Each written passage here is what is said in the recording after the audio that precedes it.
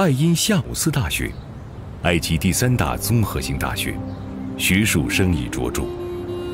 2019年底，这所高校的10多位教师抵达天津，接受了为期5周的鲁班工坊专业师资培训。埃及的老师来了以后呢，我们不是上来先培训，是请我们的埃及老师呢到我们天津和我们学校合作的企业去，企业的人给他们讲中国的职业教育是如何进行校企合作的，中国职业教育是如何支撑中国实体经济发展的。他们认为这个是非常棒的。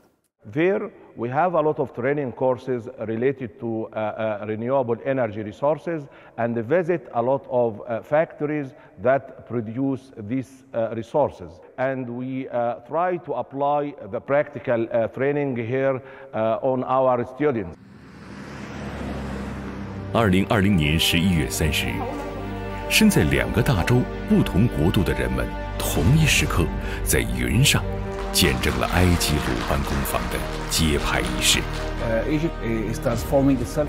We have major cities, major construction, major industrial zone in the Suez Canal. They have needs, employment needs, and so this vocational training that Luban is offering really addresses these needs, and they fill a very good requirement in our national development plan, and hence it's blessed by both President Xi Jinping and President Sisi, for that matter.